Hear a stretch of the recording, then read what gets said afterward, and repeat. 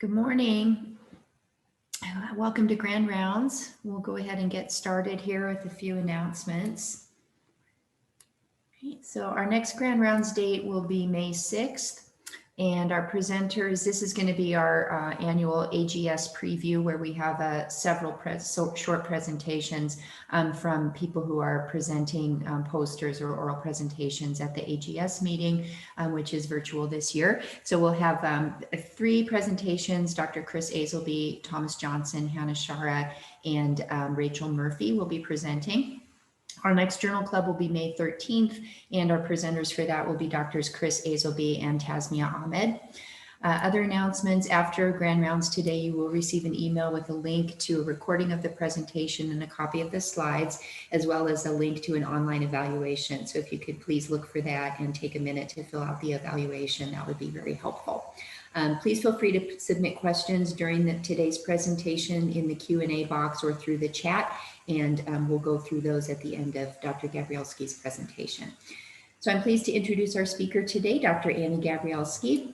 Dr. Gabrielski attended CU for her undergraduate and pharmacy school training, and then she did her PGY 1 year at the VA Nebraska Western Iowa Healthcare System in Grand Island, Nebraska, and then was lucky, and we were fortunate to have her come back to Colorado to do her PGY2 year and to specialize in geriatrics at the VA Eastern Colorado Healthcare System. And she's going to give us a presentation today on vaccines. So welcome, Annie. Good morning. Thank you for that warm welcome. Can everyone hear me okay? Yes. Okay, perfect. So today I'm going to be talking about vaccines. I am Annie. I know many of you have come in contact with you over my PGY2 geriatric year, and I am going to be talking about vaccines and the diseases that they prevent today.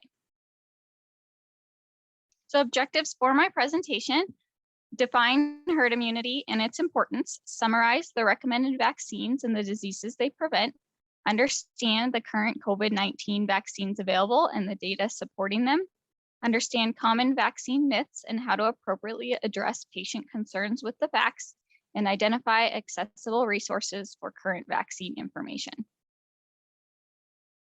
So I thought this was a good quote. It's by Tom Frieden, the director for Centers for Disease Control, and I thought it was pretty relevant in our current circumstances with COVID.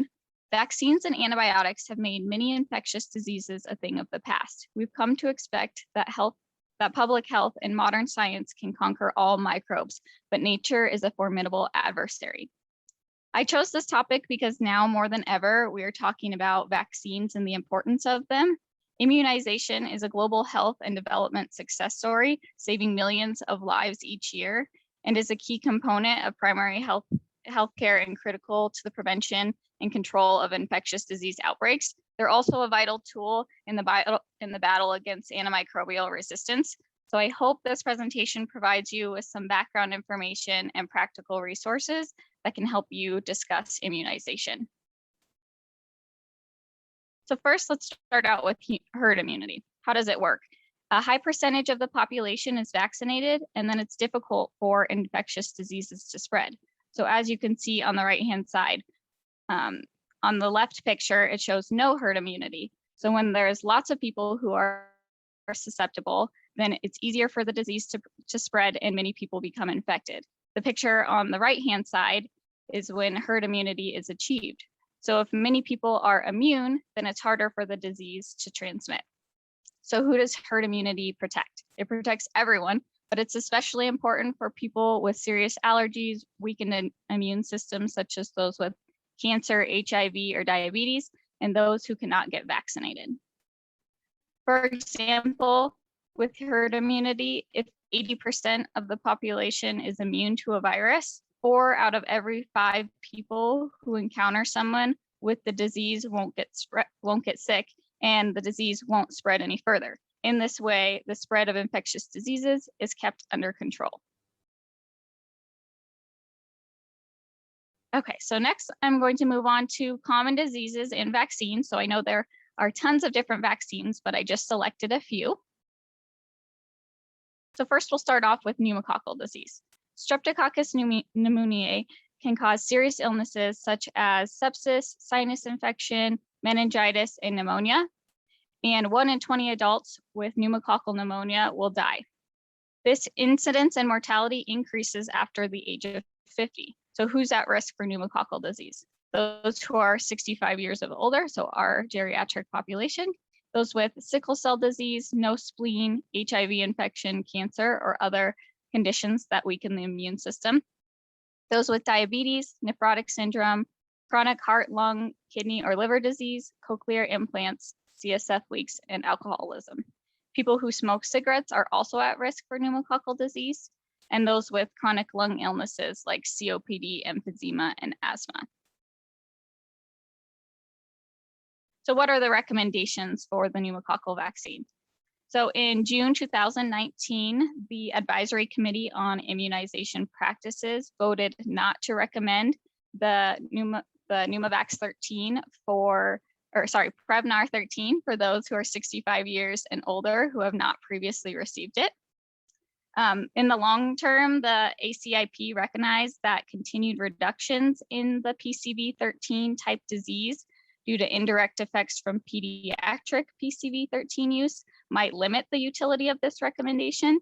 However, they did recognize that some adults who are 65 years or older are still at potentially increased risk for exposure to the PCV13 serotypes, such as people who are living in nursing homes or other long-term care facilities, persons residing in settings with low pediatric PCV13 uptake, or traveling to settings with no PCV13 program.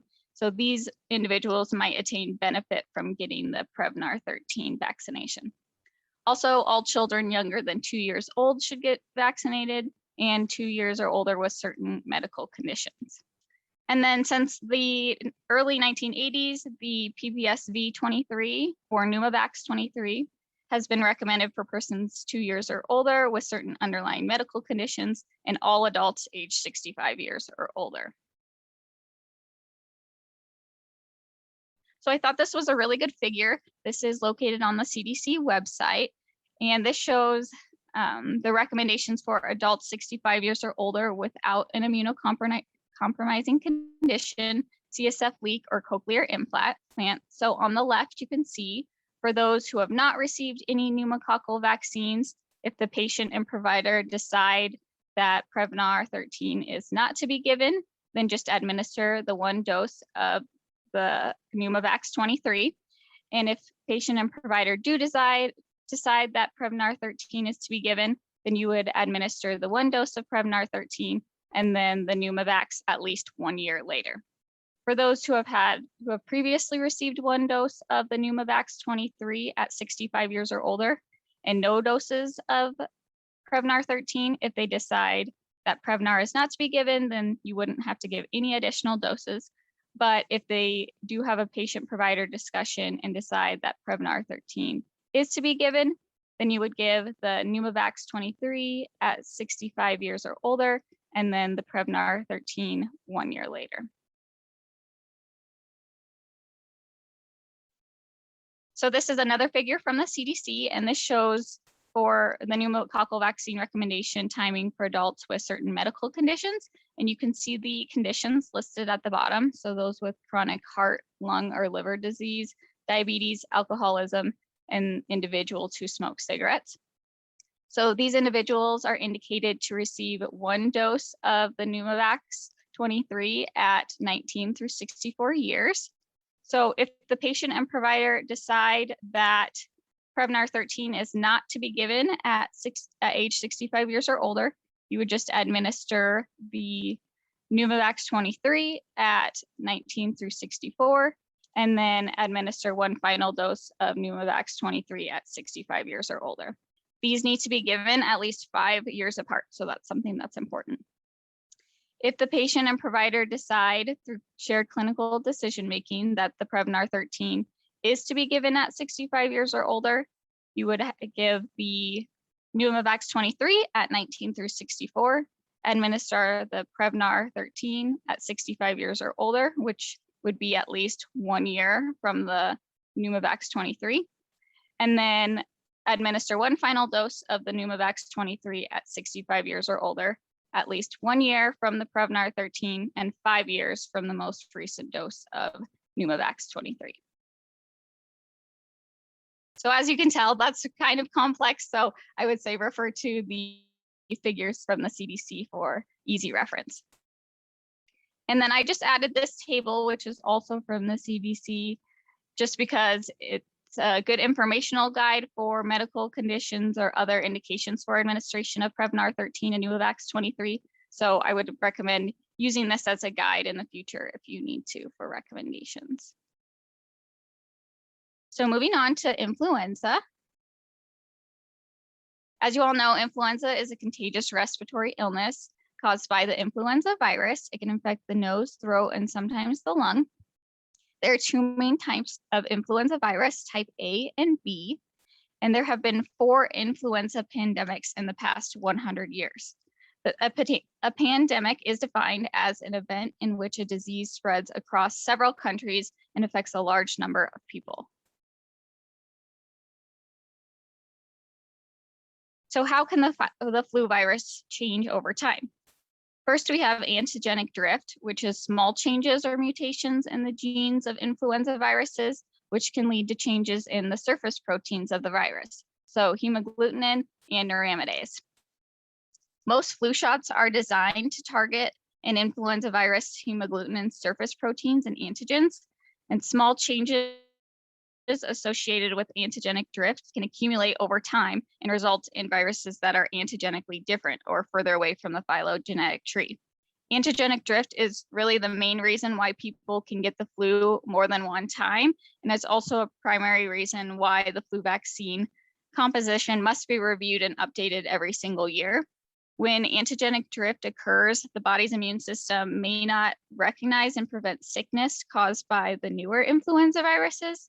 And as a result, a person becomes susceptible to the flu infection again, as antigenic drift has changed the virus enough that a person's existing antibodies won't recognize and neutralize the newer influenza viruses. We also have antigenic shift, which is an abrupt or major change in the influenza A virus, resulting in new hemagglutinin or new hemagglutinin and neuraminidase proteins in the influenza virus. One way that shift can happen is when the influenza virus from the animal population gains the ability to infect humans. So this occurred in 2009 with the pandemic flu.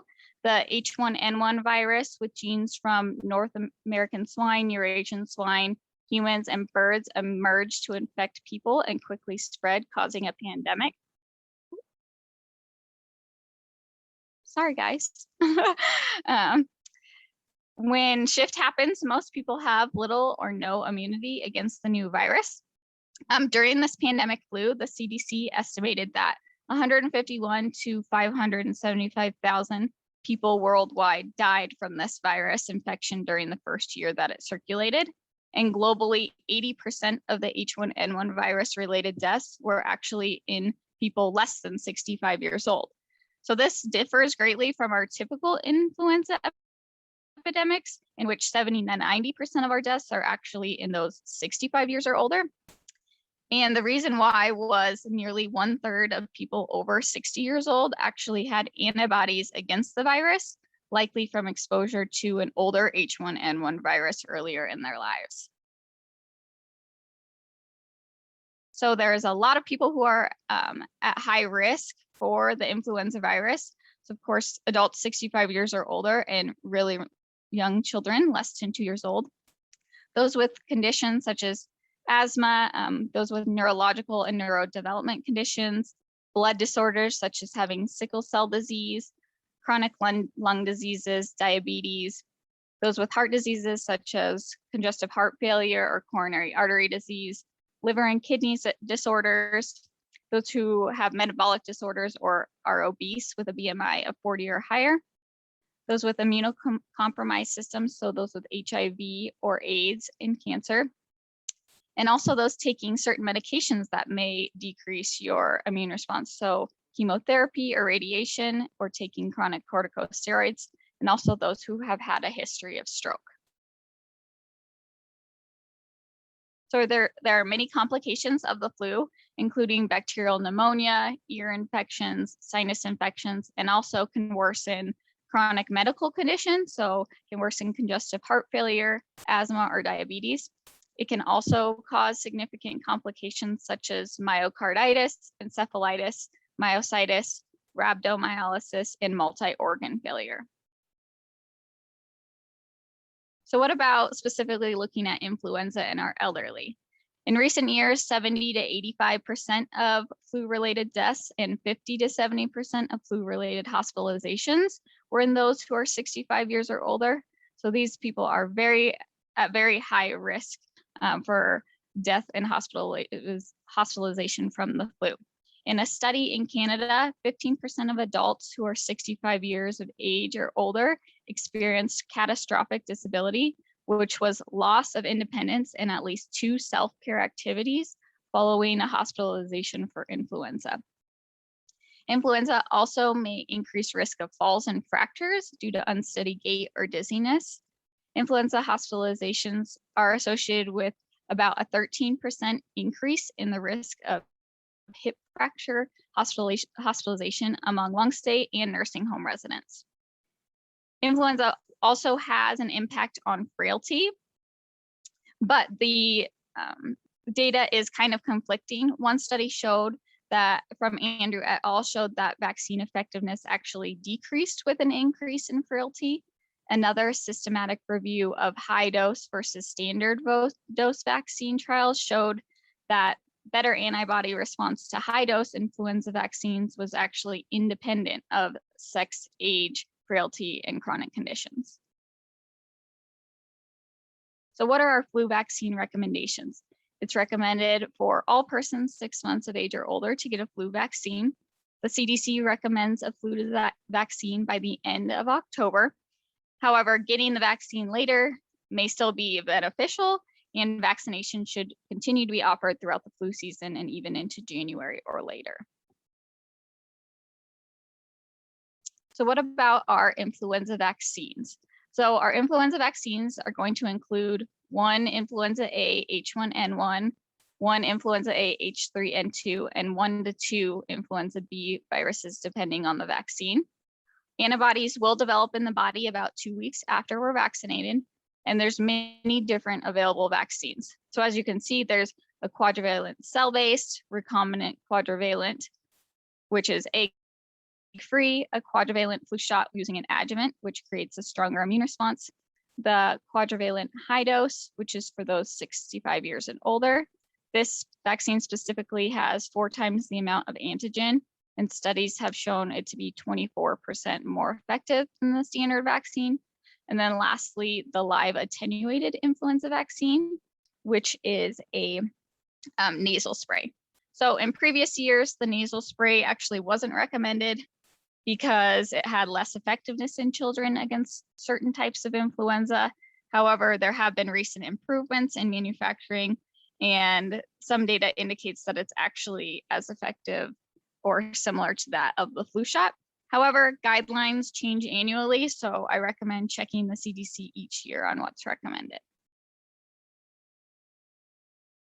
So what about the efficacy? The efficacy is going to change every single year. This data is from the 2019 to 20 influenza season. This is the most recent data they have posted on the CDC right now.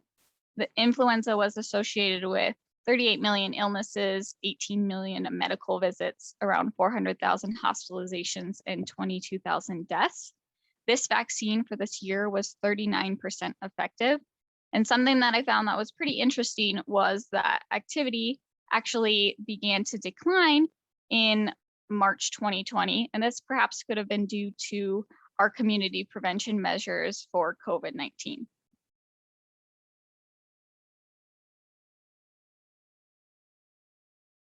Okay, so I thought this figure was pretty interesting. It's the percentage of visits for flu-like illness reported by the US Outpatient Influenza-like Illness Surveillance Network. It's a weekly national summary. And as you can see, the bottom line, which is the red little triangles outlined in black. So that is the 2020 to 2021 season. and it is the lowest out of all of the years for percentage of visits for influenza-like illness. So I thought that was pretty interesting, which perhaps may also be due to the prevention measures that we've taken with COVID-19. So now I'm just going to briefly go through. Oh, yep. I thought there's a question that came in that's relevant to the flu vaccine that you're talking about. So if you don't mind taking a question right now on that. Oh yeah, sure. So the question is that this person has said, if patients over 65 accidentally receive just the normal strength flu vaccine at their pharmacies, what are the recommendations for those folks? Should they still get the high dose flu vaccine or not? No, I would not recommend them getting a second vaccine. Thanks.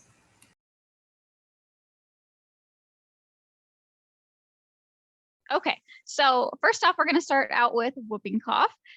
So outbreaks of pertussis were first described in the 16th century.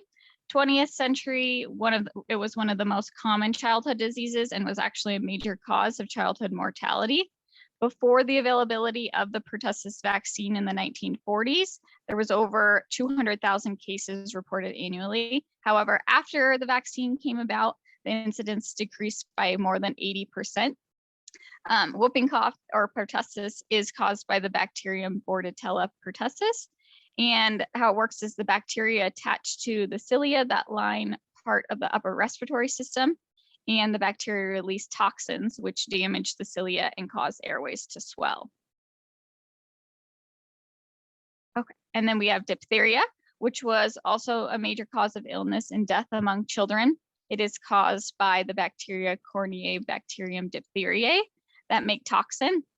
It's spread through respiratory droplets, and the US recorded around 200,000 cases in 1921, which led to 15,500 deaths. But since 2010, only 3 cases of diphtheria in the US have been reported to the CDC. The studies actually estimate that the diphtheria toxoid containing vaccines actually protect nearly all people 95 and 100 for approximately 10 years after they receive it.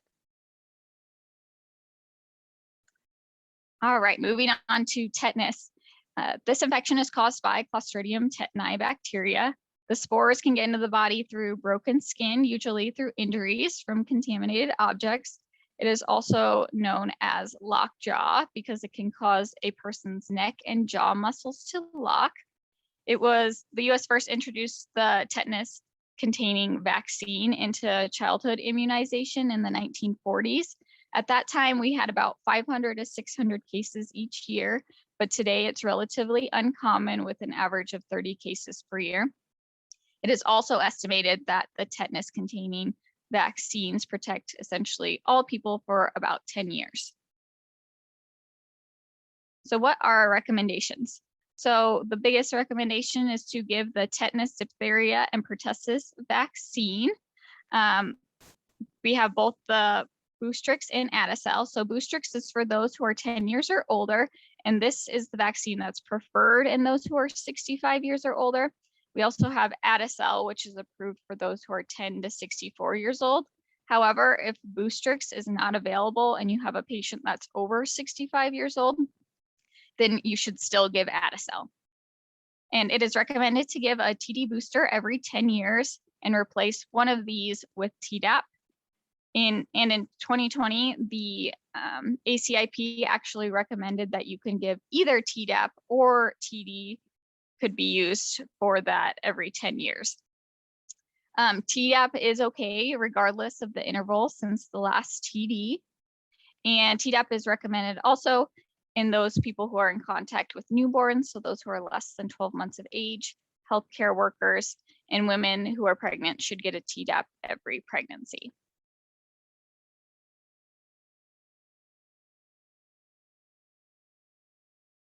Okay, now moving on to shingles. So herpes zoster is caused by reactivation of the varicella zoster virus. This is the same virus that causes varicella or chickenpox.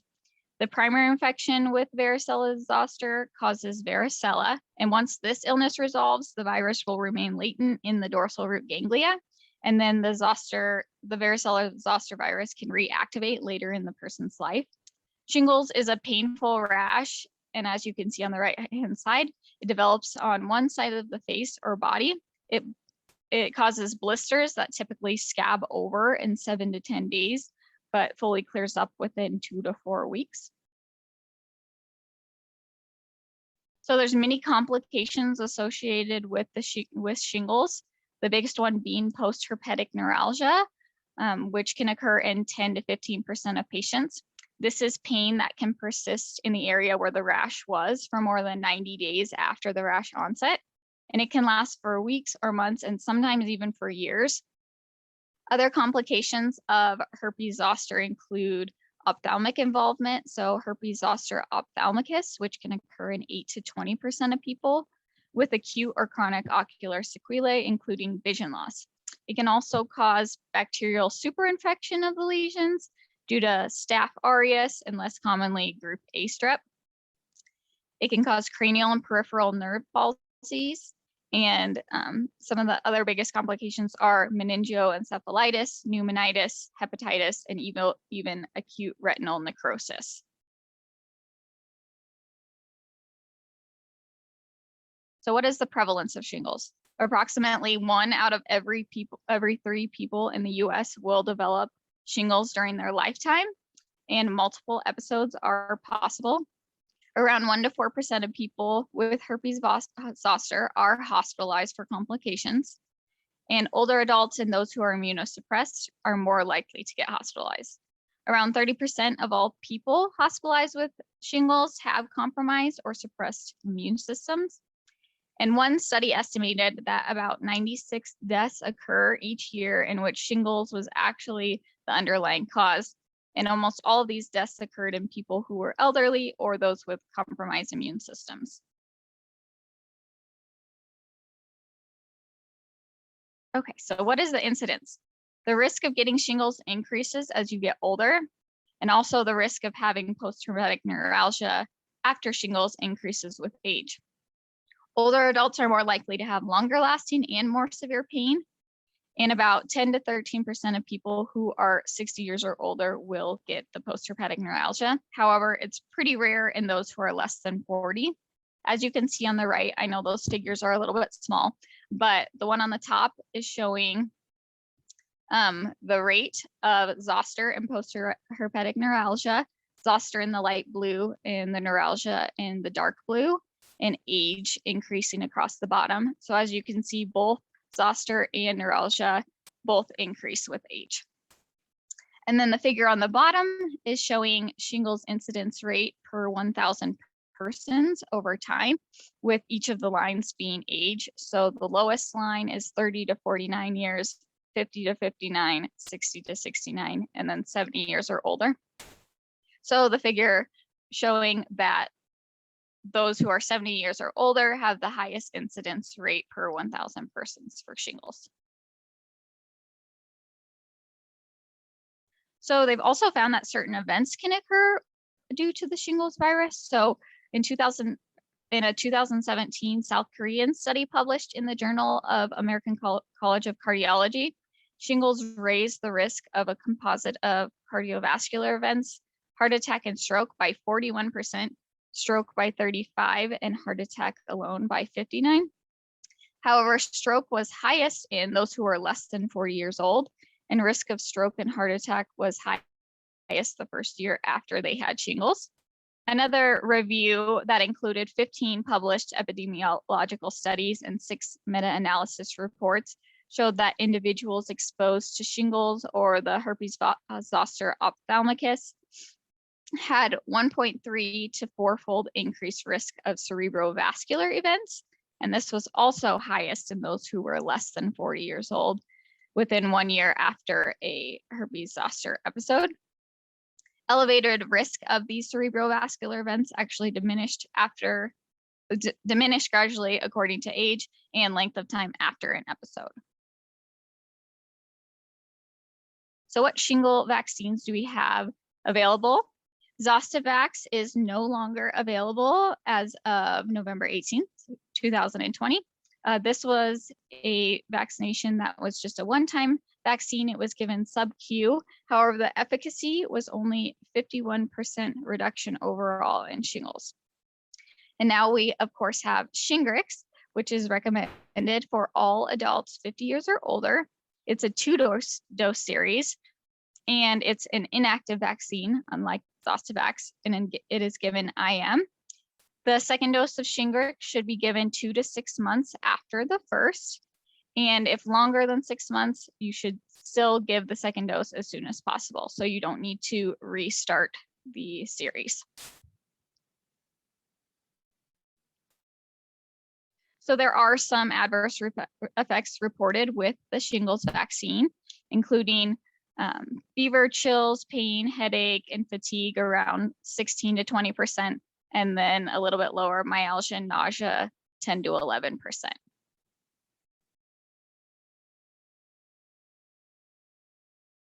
So now let's compare the efficacy. So like I said before, Zostavax was only 51% effective. And as you can see, Shingrix is a lot more effective, about 96 to 97% effective in those 50 to 69, 91, and around 91 in those 70 years or older. So it's much more effective. So we often get common questions about the Shingrix vaccine. You can administer it with other inactive or live vaccines because it is an inactive vaccine.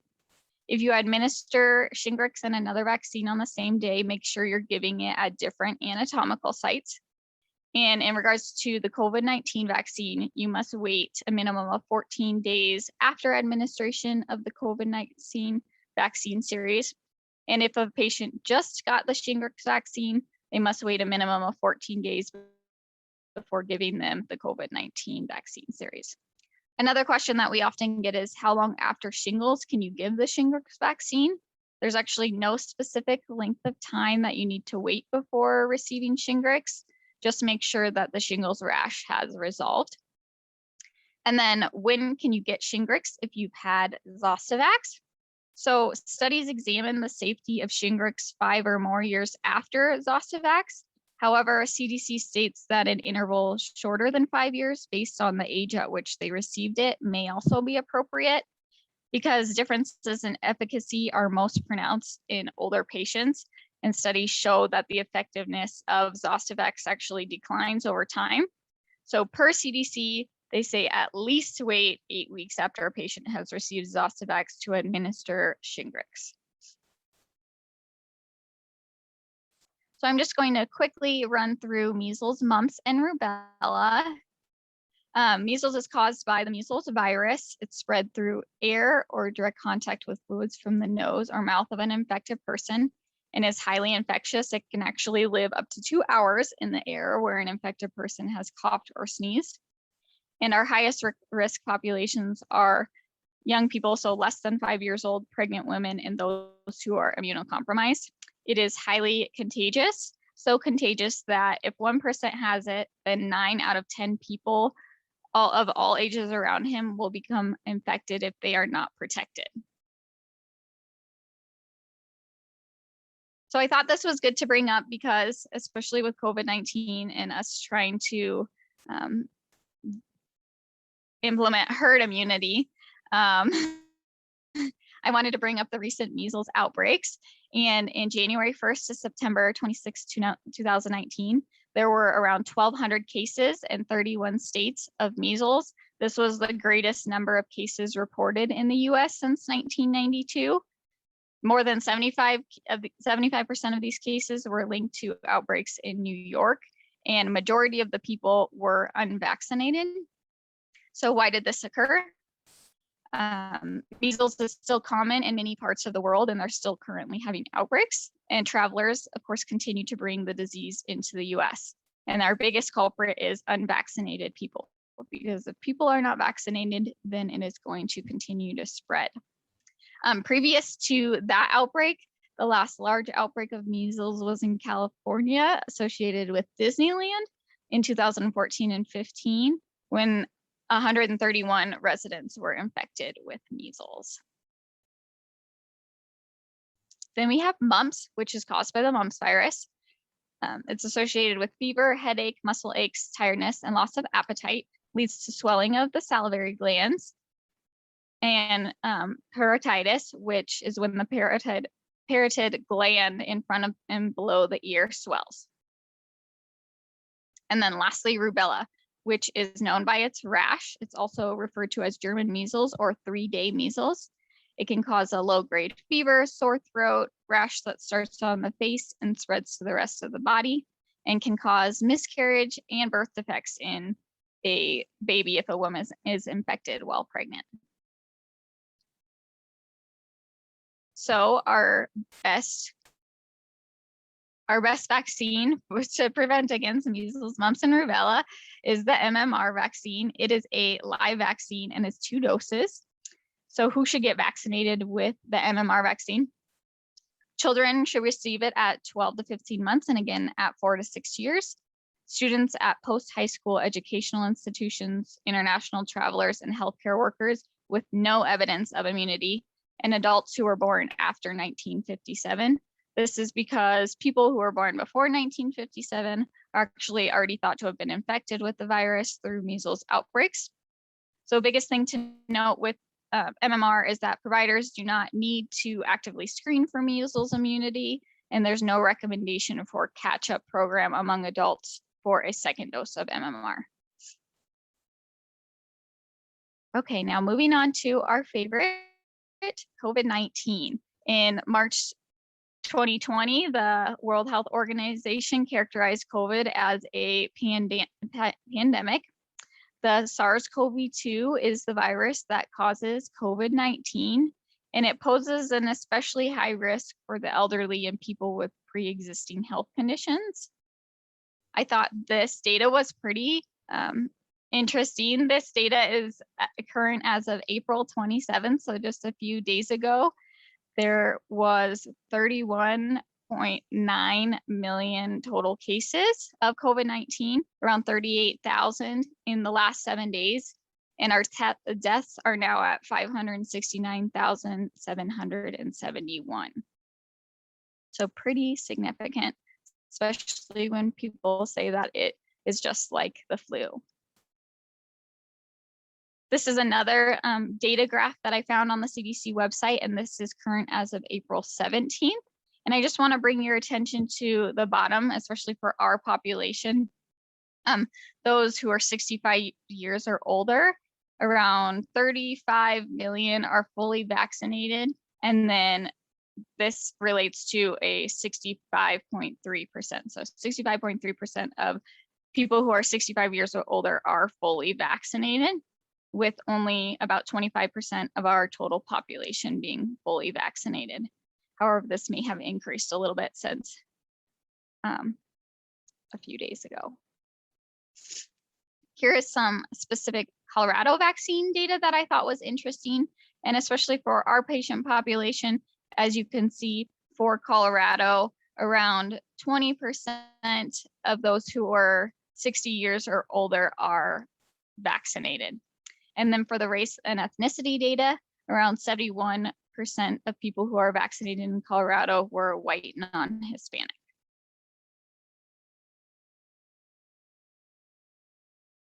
So what are our available COVID-19 vaccines? We have the Pfizer, which is a 2-dose series, 21 days apart for those 16 years and older. The Moderna, which is an mRNA vaccine, and it is also a 2-dose series separated by 28 days. And is recommended for people 18 years or older. And then lastly, the Johnson & Johnson, which is an adenovirus type vaccine, and it is a single dose for 18 years and older. So then I made this table of comparing the efficacy across the board of the Johnson & Johnson, Pfizer, and Moderna. So the top one is the interim findings that actually got the approval for use here in the United States. So I'm just going to start with Pfizer. This was from a large randomized double-blind placebo-controlled phase 2/3 trial. It had about 43,000 participants, And after 2-month follow-up, it was shown to be 95% effective. And then with the Moderna vaccine, this was a large randomized double-blind placebo-controlled trial, and it only had 30,000 participants. And after 2-month follow-up, it was shown to be 94% effective. And then lastly, our Johnson & Johnson vaccine, which was an international phase 3 clinical trial. They looked at 2 co-primary endpoints: prevention of symptomatic laboratory confirmed COVID-19 without evidence of previous SARS infection occurring at 14 days or more after the vaccination and 28 days or more after the vaccination. So it was 66.3% effective 14 days after and 65.5 28 days after. Then we have some updated findings that just came about. For the Pfizer vaccine, it was an analysis of 927 confirmed cases of COVID-19 observed in their phase 3 study through March 2021, and it showed that it was 91.3% effective, measured 7 days through 6 months after the second dose of the vaccine.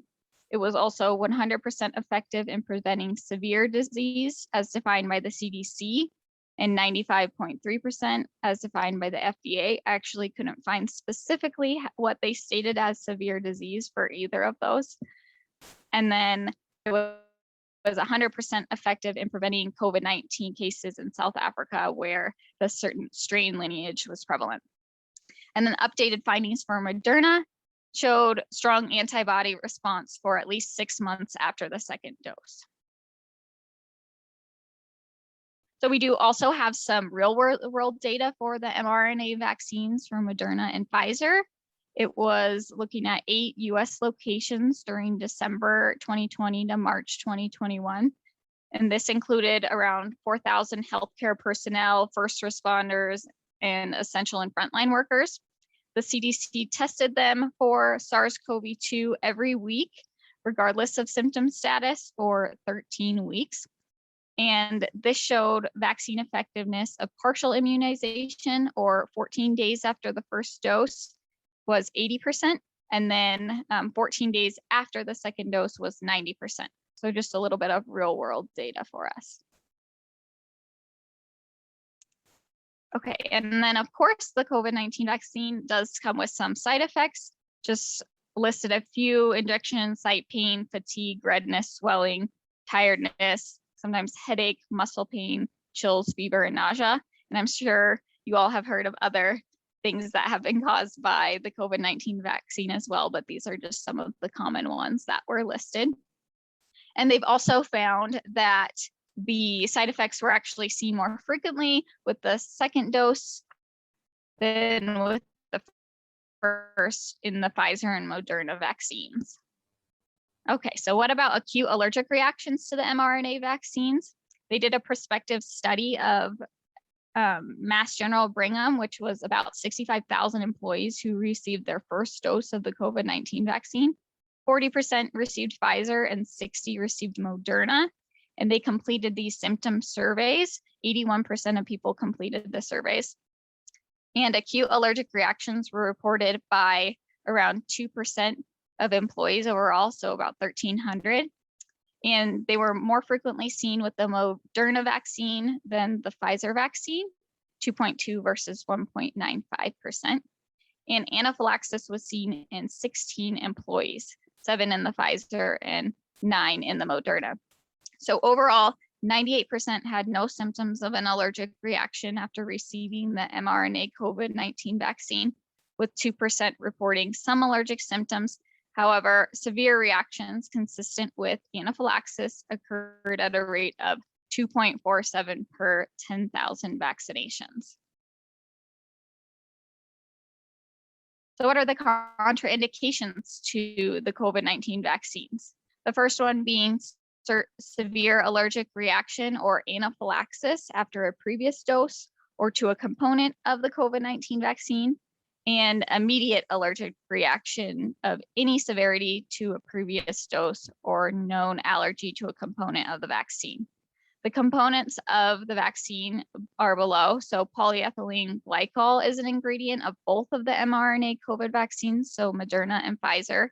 And then polysorbate 80 is an ingredient in the Johnson & Johnson COVID vaccine.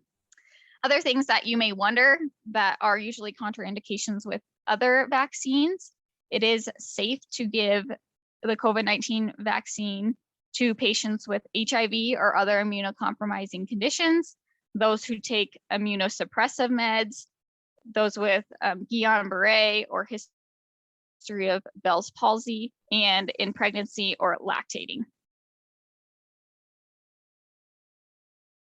So I'm sure you all heard of the Johnson & Johnson vaccine halt.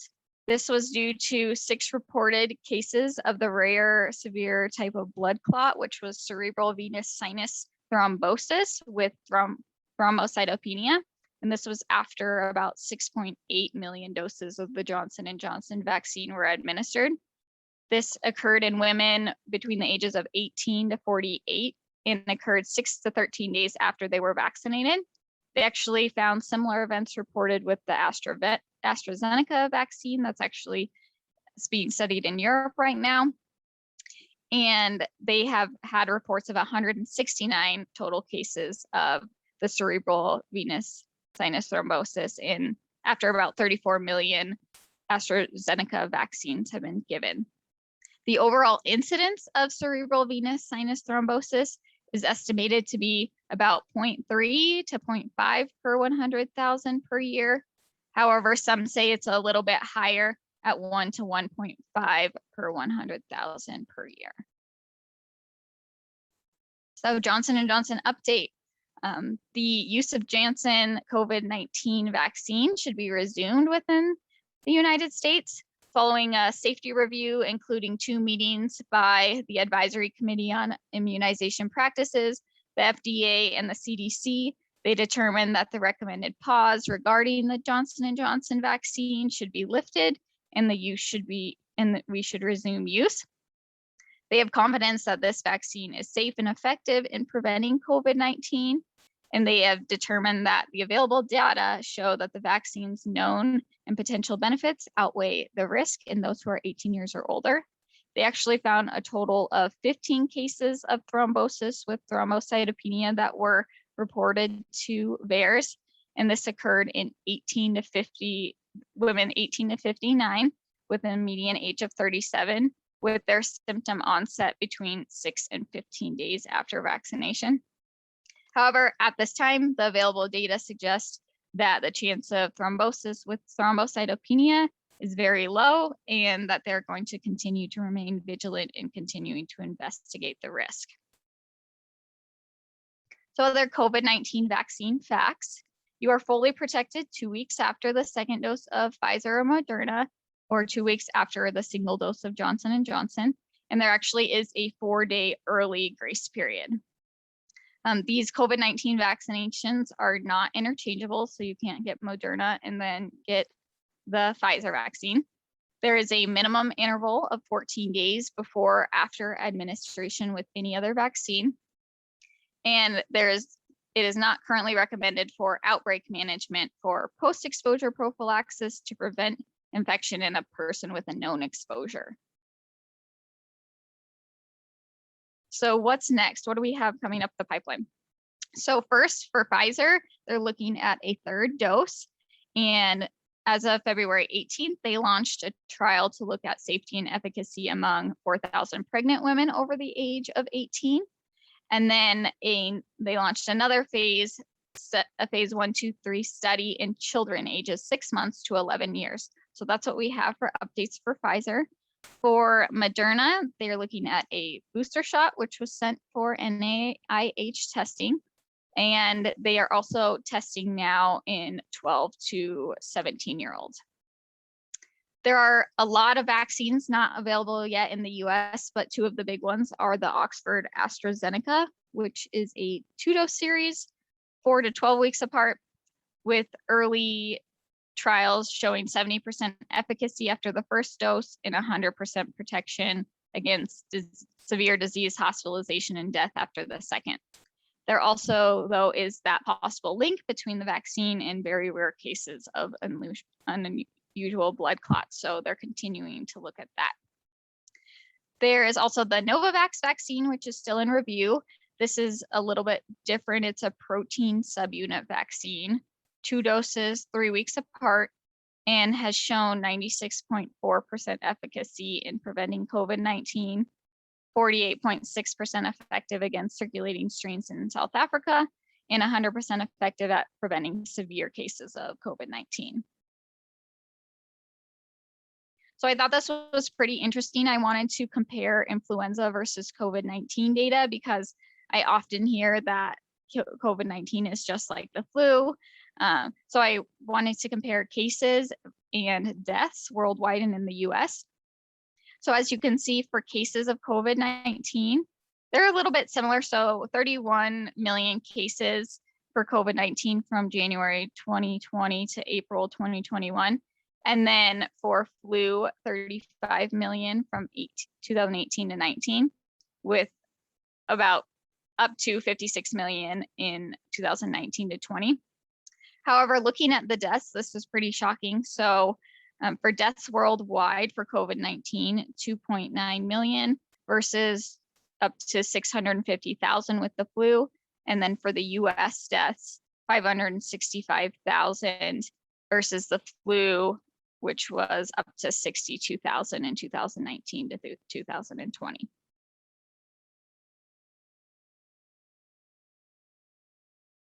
Okay, lastly, I just wanted to go through some common myths that we often hear. So vaccines cause autism is a common thing that I always hear. So in 1997, Andrew Wakefield published a study that suggested that the MMR vaccine was increasing autism in British children. However, this article has been discredited due to procedural errors, financial conflicts of interest, and violations. He actually lost his medical license and the paper was retracted. There have been several other studies after that in which they found no link between vaccines and the likelihood of developing autism.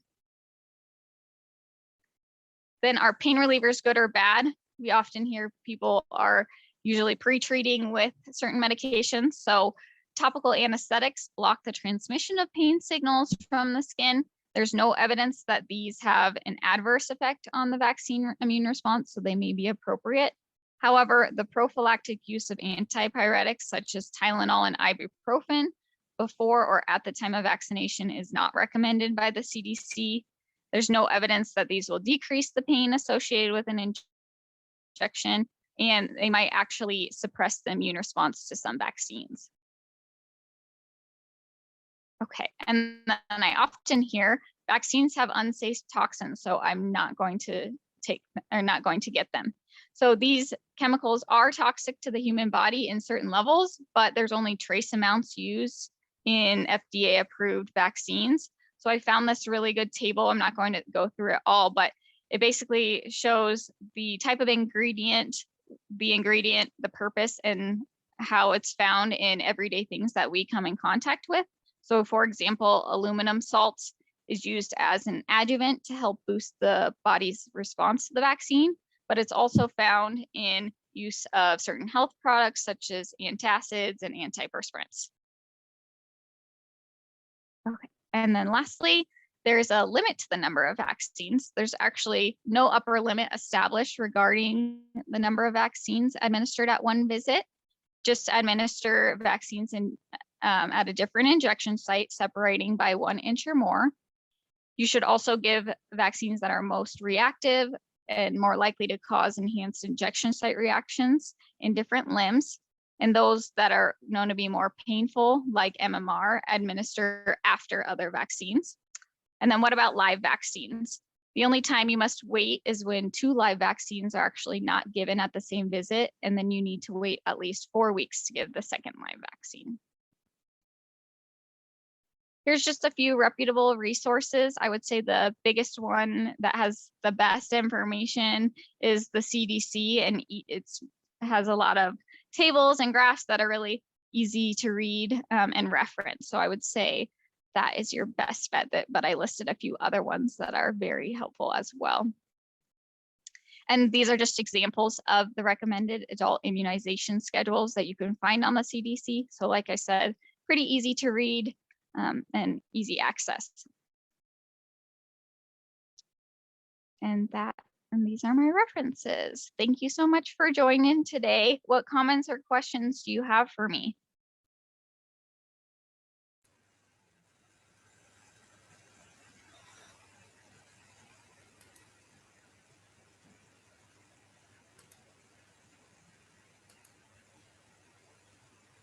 Thanks, Annie. That was a great overview. Appreciate you doing that.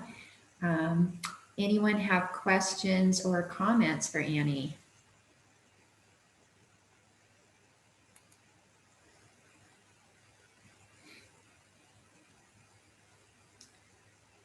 All right, here's a question, is whether those who have been vaccinated can still spread or carry the virus, COVID specifically. So people who have been vaccinated with COVID, can they still carry and spread the virus? I would say yes, if it's a different strain of the virus, they can spread the virus to other people if they are carrying, sorry, I just saw another question. If they are carrying a different strain of the virus, then yes, they can spread it. Thanks. Another question about Prevnar is whether is it advised in all nursing home patients versus simply consider, but it's optional. So how strong is that recommendation for nursing homes? Okay, so they don't specifically say, yes, it needs to be given in all nursing home patients. However, they just say that after provider discussion, you may recommend it in patients who are in nursing home facilities or long-term care facilities. However, I think they may have different, like specific facilities may have different recommendations versus just the overall CDC recommendation.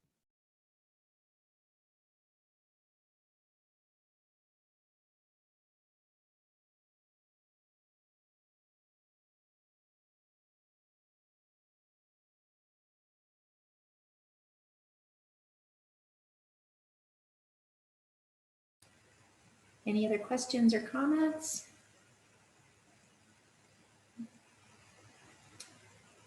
All right, we'll go ahead and wrap up. Annie, thank you so much for your presentation. Everybody, thanks for joining in, and please check your email, and if you could take just a couple seconds to fill out the evaluation and send that back, we'd really appreciate it. So thanks very much, and we'll see you on May 6th.